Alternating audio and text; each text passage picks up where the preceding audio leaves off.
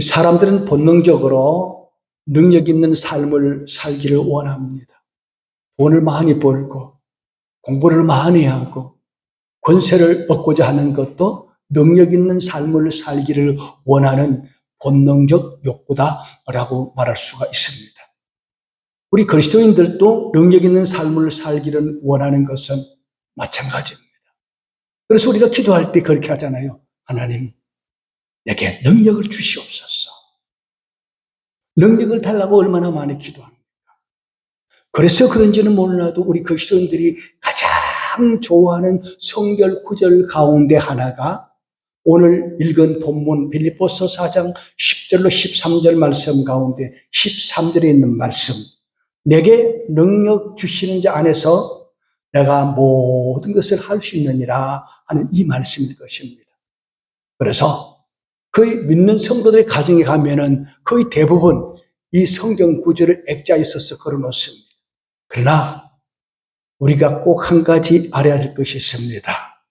여기 사도 바울이 말하는 모든 것을 할 수 있다는 이 능력은 산을 옮길 만한 기적을 일으키고 병을 고치고 귀신을 쫓아내는 그런 능력을 말하는 것이 아닙니다. 사도 바울이 여기서 말하는 능력은 본절 앞에 있는 12절에 보면은 빛에 처할 줄도 알고 풍부에 처할 줄도 알아. 모든 일 곧 배부름과 배고픔과 풍부와 궁핍에도 처할 줄 아는, 즉 자족하는 능력을 가리킵니다. 환경에 구애됨이 없이 항상 평온을 유지하면서 감사하며 살 수 있는 이 능력을 이 본문에 사는 말씀입니다. 그리고 사도 바울은 부활하신 예수 만나서 이제 온 세계를 누비면서 복음을 전했습니다. 그런데 그 복음을 전하는 길이 순탄하지 않았습니다. 헐벗고 굶주리고 매를 맞기도 하고 목에도 여러 차례 갇히는 그런 고통을 당합니다. 그러나 바울은 그런 어려운 역경 가운데서도 낙심하거나 넘어지지 않습니다. 실족하지 않습니다. 고린도후서 4장 8절 9절에 보니까 바울이 자신이 당했던 환난 가운데 어떻게 됐는가 감정하는 말씀이 있습니다. 우리가 사방으로 우겨싸움을 당하여도 쌓이지 아니하며 답답한 일을 당하여도 낙심하지 아니하며 박해를 받아도 버림받지 아니하며 극구려 때림을 당하여도 망하지 아니하고, 어떤 역경 속에서도 바울은 넘어지지 않습니다. 항상 마음의 평온을 유지하고 있습니다. 이게 바로 능력인 거예요. 자, 그러면 이 능력을 어디서 옵니까? 어떻게 우리에게 주어집니까? 오늘 성경이 그렇게 말하죠. 내게 능력 주신 자 안에서. 그러니까 이 능력이 하나님께부터 위로부터 온다는 그런 말입니다. 그리고 하나님께서 우리의 능력을 주실 때에 그냥 주시지 않습니다. 능력을 주시기 전에 먼저 훈련을 시킵니다. 훈련을 통해서 능력을 쌓아가도록 하는 것입니다. 그렇습니다. 능력은 훈련을 통해서 강화됩니다. 운동선수가 특별한 재능을 가졌지만 하루아침에 스타가 되지 않습니다. 피나는 훈련을 통해서 능력을 발휘할 수가 있는 것입니다. 지금 우리나라 손흥민 축구 선수가 세계적인 스타가 되었습니다. 그냥 된 게 아닙니다. 그 아버지로부터 피나는 훈련을 받았고, 특히 손흥민 선수가 세계인에게 곽광을 받는 것은 그 인품 때문에 그 아버지가 아들을 훈련시키면서, 아들아, 축구를 잘하는 것도 좋지만 먼저 사람이 되라. 그 손흥민의 축구 실력뿐만 아니라 그의 인품을 통해서 많은 사람들이 환호를 하고 있습니다. 군인들도 마찬가지예요. 군인들이 훈련을 받지 않고 훌륭한 병사가 될 수가 없습니다. 실전과 같은 훈련을 통해서 강한 용사가 되는 것입니다. 마찬가지로 하나님의 자녀들도 신앙의 훈련을 통해서 능력 있는 신앙인이 될 수가 있어요. 그리고 하나님이 훈련을 하시는 방법은 우리의 삶에 여러 가지 시련을 보냅니다.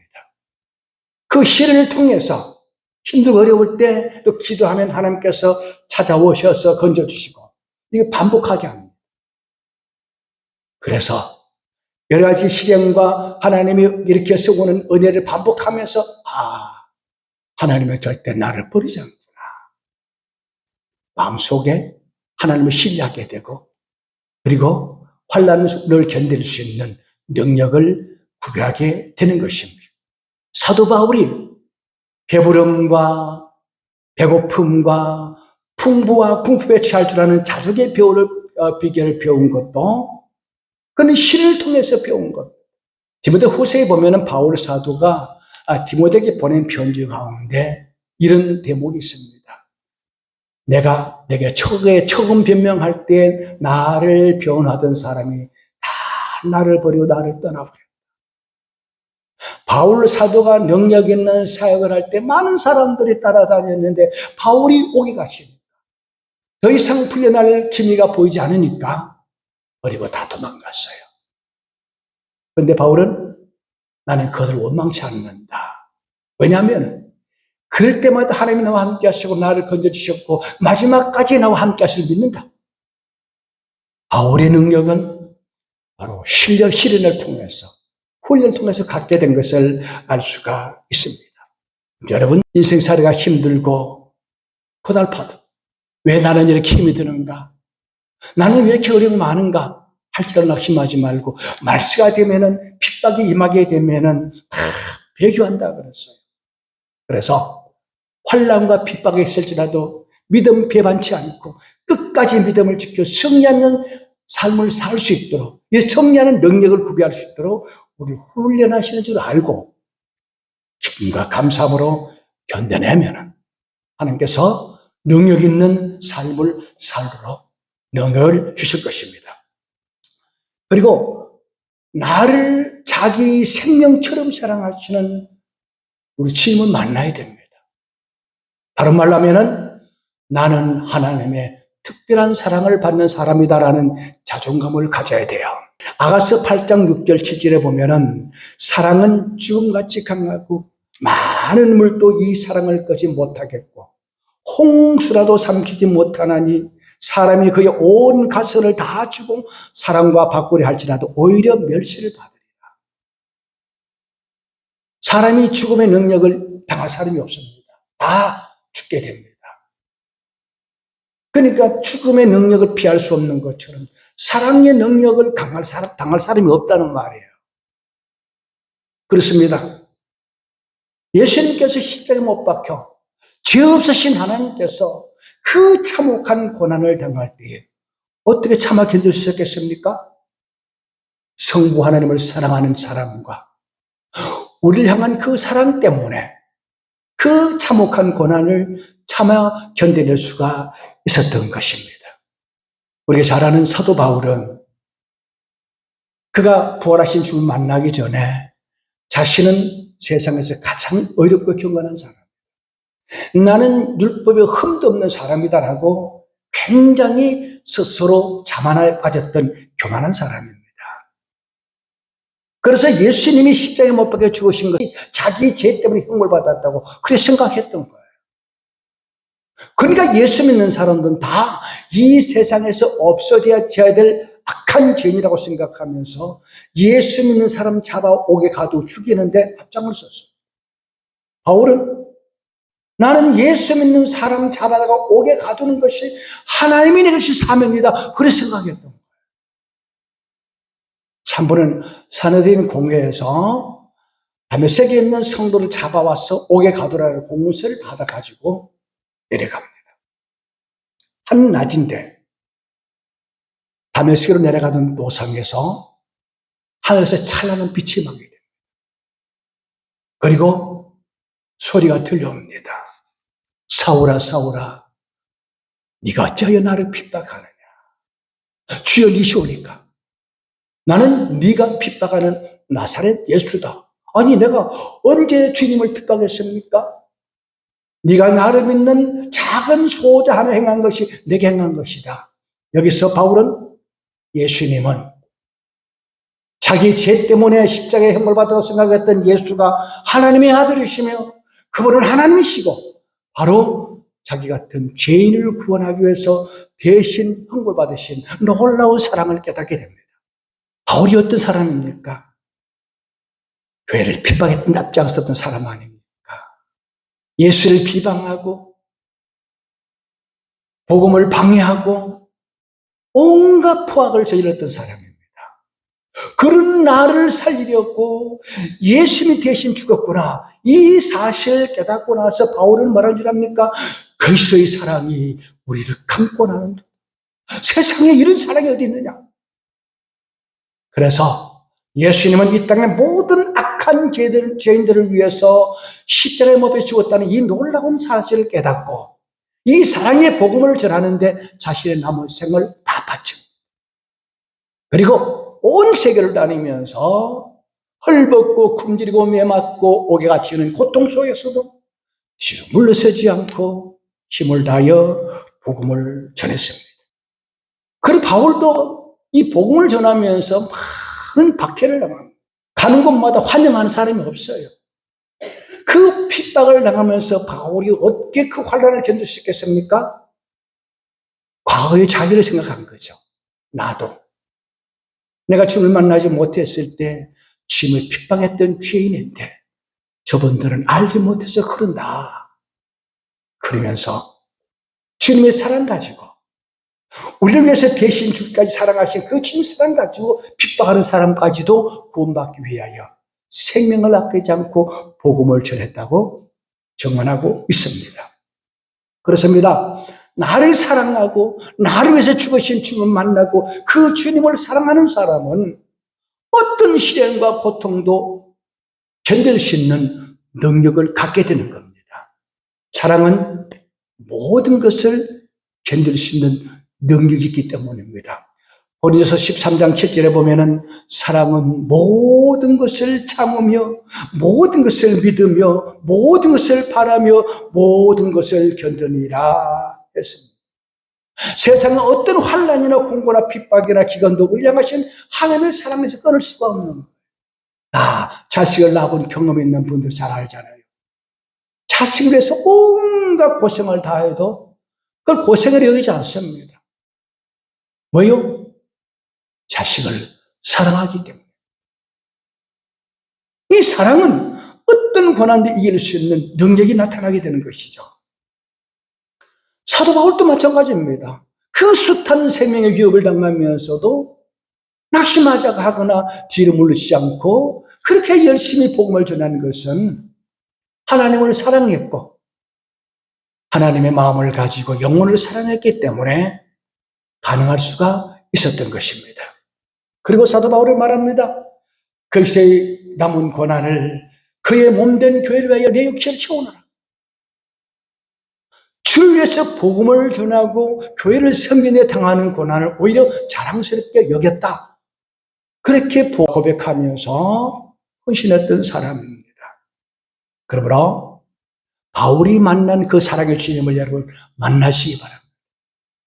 그 주님의 사랑을 깨닫고 주님을 사랑하고 영혼을 사랑하고 교회를 사랑함으로 말미암아 어떤 어려움 속에서도 낙심하지 않고 굳건하게 승리할 수 있는 그런 능력자들이 되시기를 주의 이름으로 축복합니다. 세 번째, 어떤 형편에 처하든지 하나님을 신뢰하는 믿음을 가져야 됩니다. 믿음의 사람도 때문에 신을 당할 수가 있어요. 실패도 할 수가 있어요. 그런데 성경 뭐라 그럽니까? 모든 것을 합력하여 선을 이루신다 그랬어요. 내가 어떤 시련이 닥쳐올지라도 아까 제가 말씀드렸죠? 훈련을 통해서 우리 능력 있는 사람을 되도록 하기 위하여 훈련시키는 거예요. 그러니까 우리가 아무리 힘들고 어려워도 늘 기억할 것은 하나님 나를 사랑하시고 이 모든 시련을 통해서 나를 강한 사람으로 만드신다. 합력하여 서루신다는 이 믿음을 굳게 붙들어야 됩니다. 여러분 요셉을 한번 보세요. 우리 성도들 가운데 요셉이 받은 축복을 사모한 나머지 자식들의 이름을 요셉이라고 이름 짓는 사람 많이 있습니다. 그런데 요셉이 어느 날 하루아침에 스타가 되지 않았습니다. 그 하나님이 꿈을 꾸었어요. 앞으로 요셉을 크게 높일 것이라는, 많은 사람들이 그 앞에 무릎을 꿇고 경배할 것이라는 꿈을 꾸었습니다. 이 꿈을 꾸고 나서 형님들에게 그 꿈 얘기를 했더니 형님들이 요셉을 시기합니다. 저놈이 우리보다 더 높아진다는 말인가.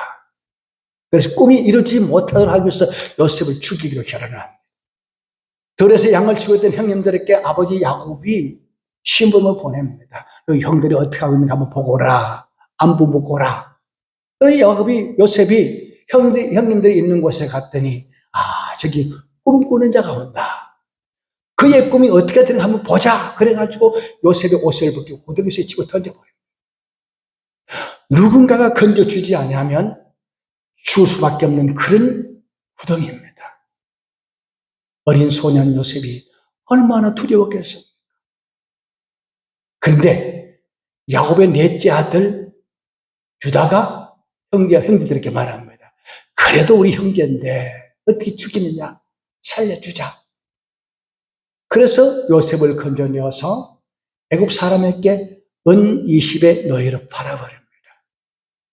그러니까 요셉은 네 번째 형님 유다 때문에 살아난 거예요. 하나님이 그 요셉을 죽으면서 건져낸 유다의 공을 기억하셔서 네 번째 아들이지만 장가의 복을 주십니다. 이 장가의 복은 어떤 복입니까? 메시아를 가게를 잇는 복이에요. 그리스도의 조상이 되는 복이에요. 그래서 하나님은 약속하신 그리스도를 유다의 자손에서 이 땅에 태어나게 하신 겁니다. 형제를 위해서 헌신했던 희생했던 유다를 높여주신 것처럼 지금도 여러분 남이 억울한 일 당할 때 변호해주고 도와주면 하나님의 상이 반드시 있습니다. 한편 애굽 사람에게 노예로 팔린 요셉은 손과 발에 쇠사슬로 묶인 채로 애굽으로 내려가서 보디발의 집에서 노예 생활을 하게 됩니다. 근데 요셉은 외모도 순수하고 잘생겼어요. 건강해 보였어요. 보디발의 아내가 요셉을 사모하게 됩니다. 남편이 자주 집을 비우죠. 왕의 총애받는 신하이기 때문에 그 남편이 집을 비우면 꼭 요셉에게 야 요셉아 나하고 동침하자고 유혹을 하는 거예요. 그럼 요셉은 이건 하나님 앞에 범죄하는 것이다 그래서 거절을 합니다. 그러나 한번 마음을 품은 이 보디발의 아내는 포기하지 않습니다. 아주 집요하게 계속 유혹을 합니다. 하루는 남편이 집을 비운 사이에 이 보디발의 아내가 요셉을 자기 방으로 불러들입니다. 들어갔더니 옷을 붙들고 나 한 번만 동침하자. 빠져나올 수가 없었습니다. 그래서 옷을 벗어버리고 나왔어요. 자, 거주를 당한 보디발의 아내가 앙심을 품고 남편이 돌아오자 저 히브리 사람 노예가 나를 겁탈하려고 했습니다. 거짓 고발을 하잖아요. 그러니까 왕의 총애받는 신하니까 얼마나 화가 났겠습니까? 그래서 보디발이 왕에게 반역한 죄인들을 가두는 감옥에 요셉을 가두어버립니다. 거기서 살아날 가망은 전혀 없습니다.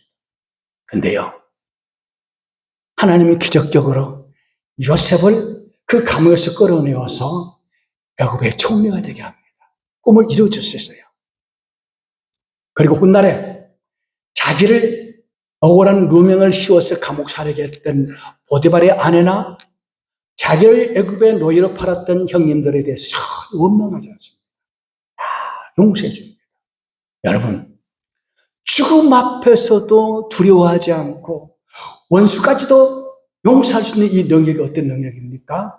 믿음과 사랑에서 나오는 능력입니다.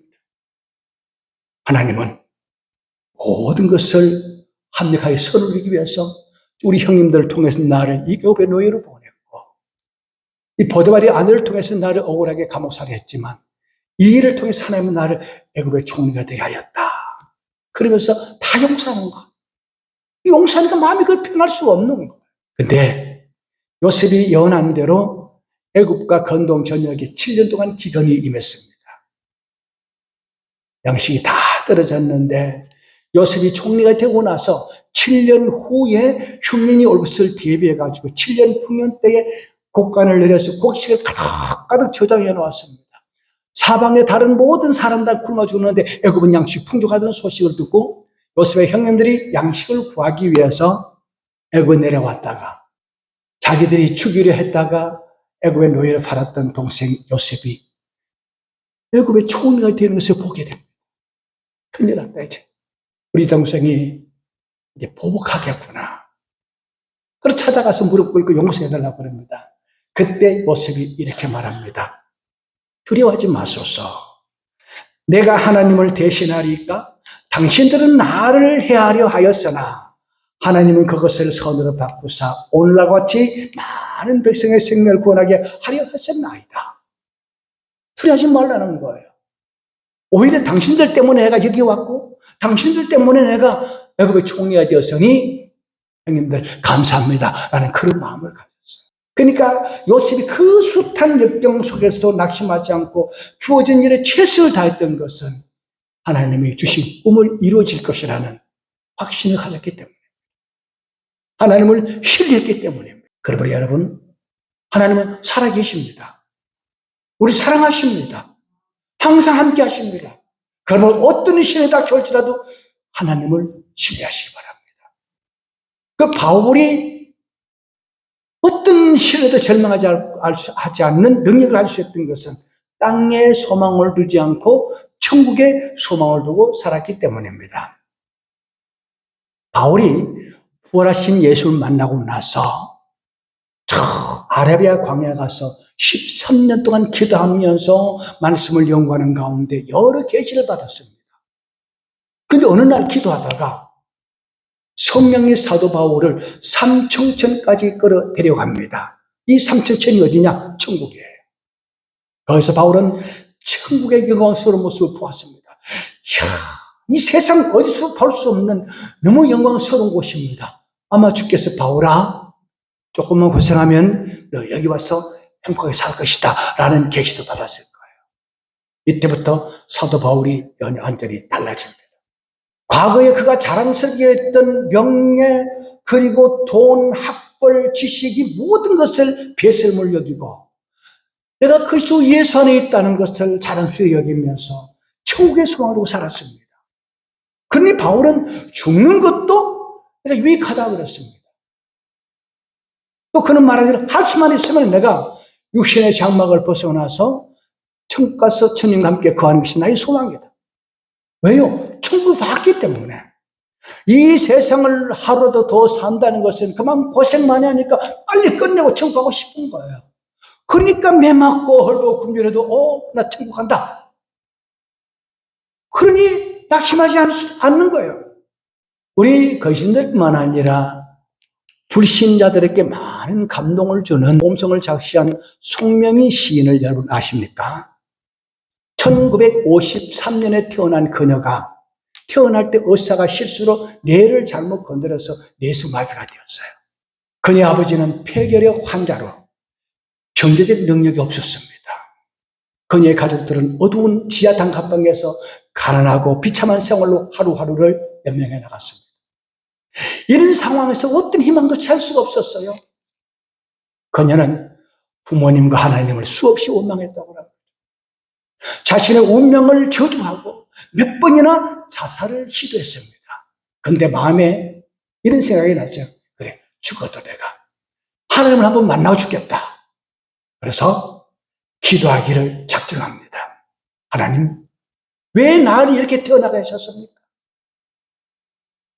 왜 이런 몰골로 세상을 살아가야 됩니까? 원망하면서 기도를 했습니다. 그런데 한 달쯤 지난 어느 날 문득 세미한 음성이 들려왔습니다. 영희야, 네 몸이 온전했더라면 네가 나를 알았겠느냐? 두려워 말아라. 내가 너와 함께 할 것이다. 놀라지 말아라. 나는 내 하나님이라. 내가 너를 굳세게 하리라. 참으로 너를 도와주리라. 참으로 나의 의로운 손으로 너를 붙들리라. 이사야 41장 10절 말씀을 들었습니다.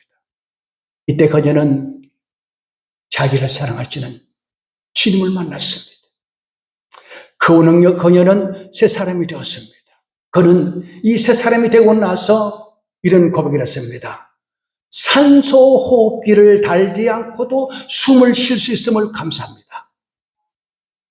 그 비참한 상황에서 여러분, 몸을 제대로 가누지 못합니다. 말도 제대로 하지 못합니다. 그런 상황에서 그렇게 찌든 가난한 삶을 살면서도 그래도 내가 산소호흡기를 끼지 않고 살아있음에 감사합니다라고 감동을 받고 지은 시가 나라는 시인데, 이 시에 복음 가수 겸 작곡가인 최덕신 가수가 곡을 붙여서 만든 곡이 바로 공평하신 하나님입니다. 나 가진 재물 없으나, 나 남이 가진 지식 없으나, 나 남에게 있는 건강 있지 않으나, 나 남이 없는 것 있으니, 나 남이 못 본 것을 보았고, 나 남이 듣지 못한 음성을 깨달았고, 나 남이 받지 못한 사랑을 받았고, 나 남이 모르는 것을 깨달았네. 공평하신 하나님이 나 남이 가진 것을 나 없지만, 공평하신 하나님이 나 남이 없는 것을 갖게 하셨네. 여러분, 어떤 그런 상황에서 하나님은 공평하다 할 수 있겠습니까? 세상에 부한 자, 권력 있는 자들이 없는 예수를 알고, 세상 돈으로 갈 수 없고 권세도 갈 수 없는 천국을 소망 갖고 있으니 내가 부자라는 거예요. 참 하나님 공평하시. 남이 없는 건 내게 주셨다라고. 아무리 돈이 많은 사람이 하나님의 음성을 들어보았느냐고, 하나님을 만나보았느냐고, 그 사람을 받아보았느냐고, 나는 모든 것을 가진 사람이다 라고 하나님을 찬양한 것.